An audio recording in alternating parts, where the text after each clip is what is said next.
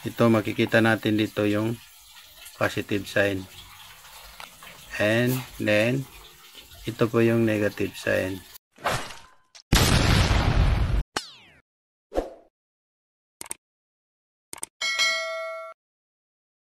Guys, may gagawin tayo ngayon. Samahan niyo ako ulit guys at mag-wiring po tayo ng Peace Wi-Fi na battery operated po. Dahil isa-isahin ko po sa inyo kung paano i-connect yung mga wire. Saan ba dapat ilagay ang bawat dulo ng wire. So kaya wag po kayo mag-skip.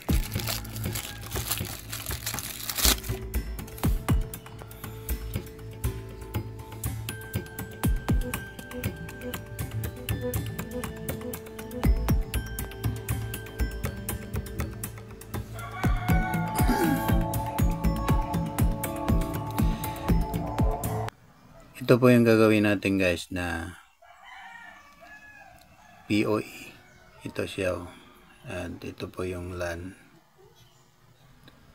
Hindi na po natin gagamitin yung PoE na dala ng ating antenna. So gagawa lang tayo ng connection para doon po. Ito, kagaya nito. Ito po yung gagamitin ko guys. Saksak natin dito. Oh, meron na po. Then ito siya, i-connect natin dito doon sa ating inverter na 24 volt para po supply doon sa ating AP. And kaya dalawa yung gagamitin natin na itong inverter natin, itong DC converter natin. Itong isa para po ito sa magsusupply doon sa ating, kasi ang gagawin natin, papasok siya dito ng 12 volt galing sa ating baterya. Ito po.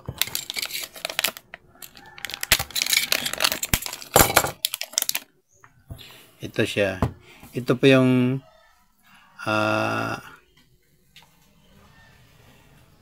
anong tawag dyan, in ng voltage niya, input niya. Ito po, dito po siya dito po natin siya i-connect yung direct doon sa baterya. Papasok dito yung kurente na 12 volt galing sa battery, then ipapalabas din natin siya dito ng 12 volt pa rin, kasi ang kailangan natin 12 volt dito sa isa, kasi isusupply natin dito sa ating 12 volt to 5 volt. Dito po tayo kukuha ng supply para po doon sa ating Orange Pi. Yung kailangan natin na 5 volt dito, i-connect po natin dito siya sa 12 volt. Then 12 volt pagpasok na dito, paglabas niya na dito sa USB, 5 volt na po siya.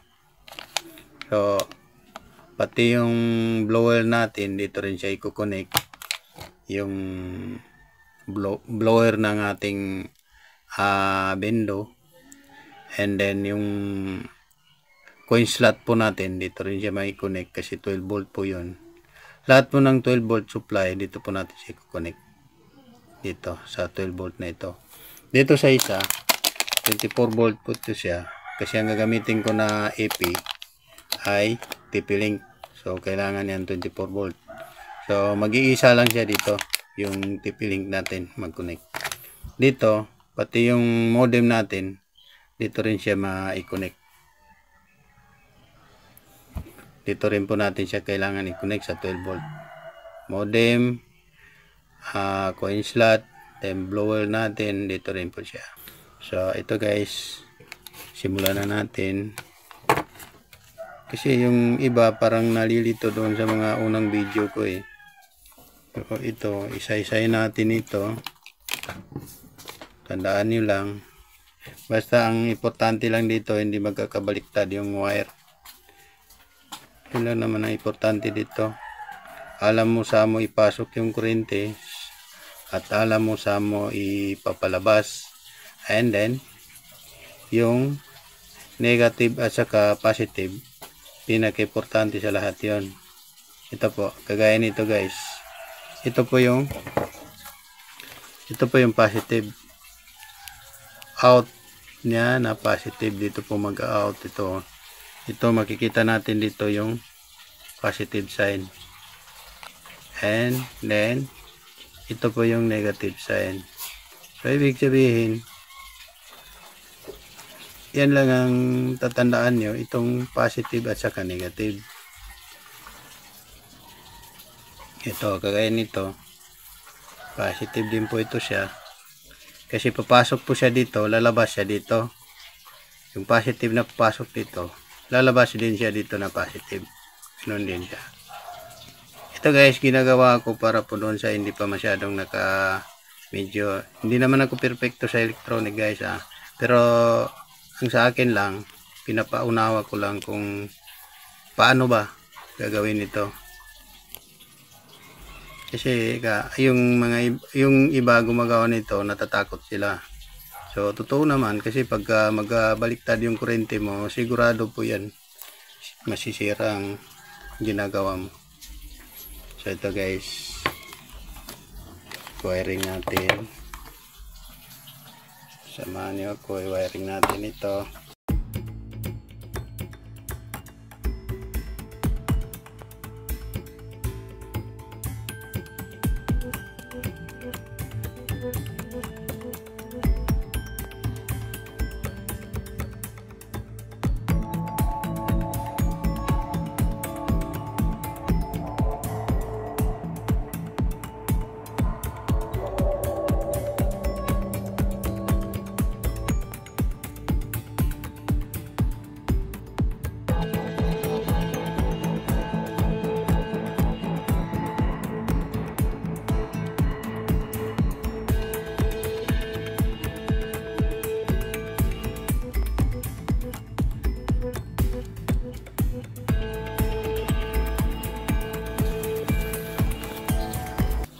Ayan na po siya guys.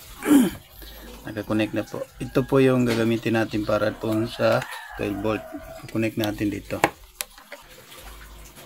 Ayan.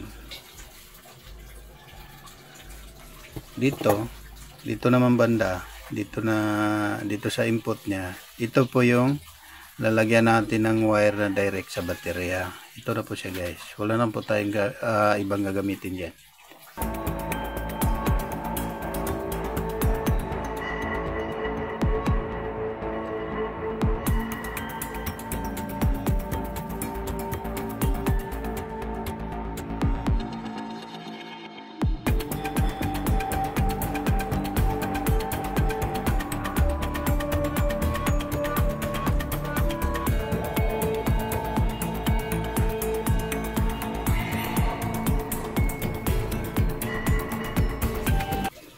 And gaya ng sinasabi ko, ang positive kailangan, kung galing ito siya sa positive dito, kailangan pagpasok niya dito, doon din siya sa positive. So hanapin natin kung saan ang positive dito. Ito po. Yan guys, ito po. Yan ang sinasabi ko. Yan po yung positive dito sa nakakilid. So ito.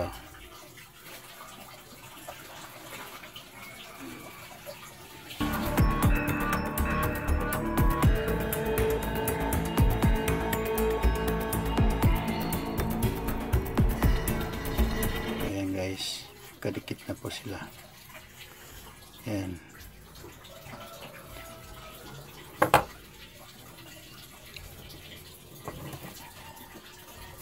So pangalawa natin gagawin, ito po.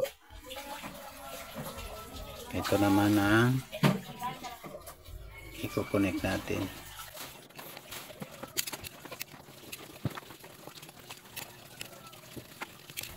Okay guys, so ito siya, iba naman ang color nito, black at saka red. Ang gagamitin natin na positive, ito. Kasi may pin po tayo dito guys. Yung connection ng positive dito, itong nasa ilalim yung pin mismo. So positive yan. Ito siya, red po. Ito siya. Dito po yung positive sa ilalim yung pin dyan. And ito sa labas, negative na po yan siya. So dito siya nagka-connect sa itim.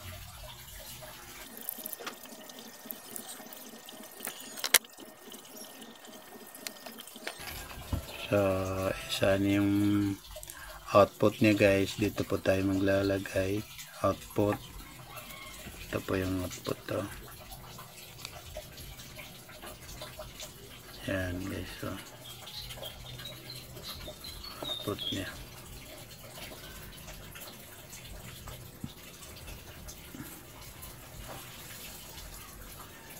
Yan, output.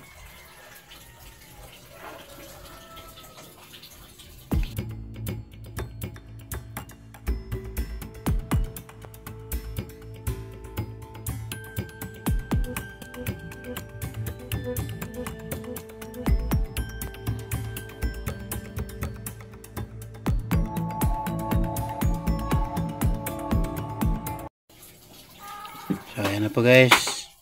So para po may tama natin ang voltage na lalabas dito, kailangan po natin ng tester. I-test po natin siya para ilagay natin siya sa tamang voltage kasi wala po ito siya display dito. Kailangan natin ng tester. At saka dito, kailangan natin siya ilagay sa 12 volt. Ito isa. And itong isa para po dito sa ating POE ay kailangan natin siya ilagay sa 24 volt. So ito guys. So ito na po siya guys. Naglagay na ako dito ng yung temporary namin connection para po doon sa baterya. Ito po. And ito, wag po kayo magtaka dito. Naggawa lang ako ng jumper dito para may connection dito sa isa. Kasi para isa lang ang gagamitin natin na wire pang connect doon sa baterya. Ito lang po siya. So ngayon, proceed tayo dito. Ito po yung gagamitin ko na baterya ng motor. Pang testing lang guys. Pero kung doon na po kayo sa area, kailangan malaki na yung baterya niyo para po matagal-tagal din dyan malubat. Ito, siyempre ito yung negative. Ito itim. Itim sa itim. Yan.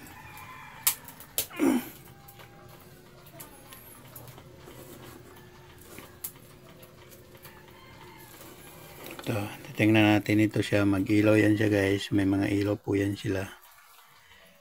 Pati ito.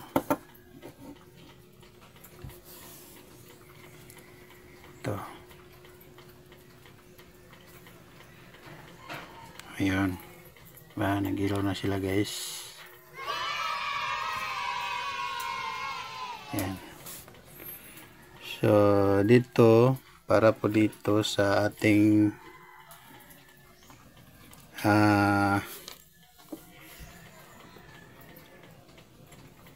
para sa ating ano ba yan? Para po sa ating POE dito, lalagay po natin siya sa 24 din. Kailangan po natin itong tester. Dito lagay lang natin dyan. Yan. So para po makita ninyo, lagay natin dyan. Yan po siya. So pag test nito guys, kapag ganito nabili nyo, dito tayo mag-test. Dito natin siya iti-test. Positive, siyempre positive, negative. Ito po. Dito po natin siya iti-test. Makikita po natin doon ilang voltage na nandito. Positive and ayan.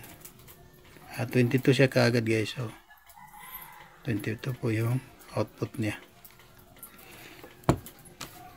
Pero dito sa input niya, tingnan natin. Ayan, 10 volt.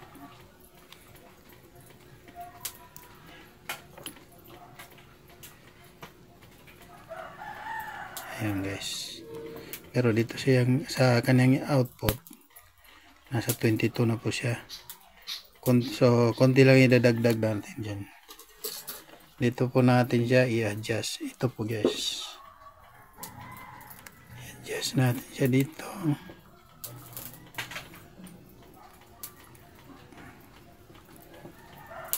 Ganun po. Mag-adjust sa kanya. Ito.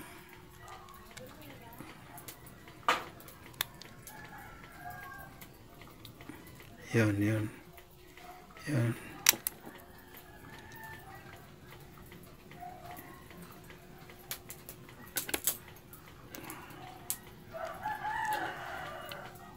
Yun guys, malaki na oh. Makita ba? Yun. 23 and 24. So, okay na guys. Okay na po yan siya. 24. Yan. 24 na po siya. Yan.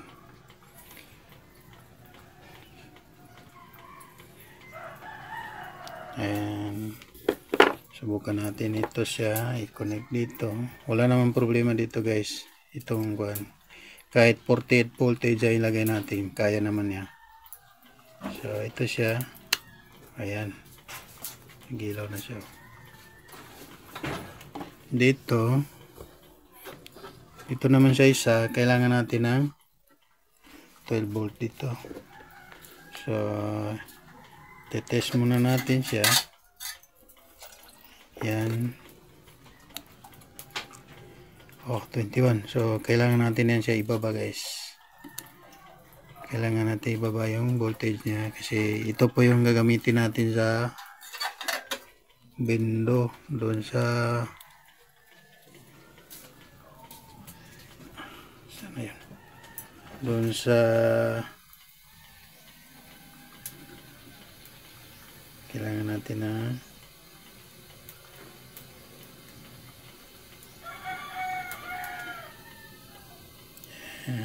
12 volt po ang kailangan natin dito guys.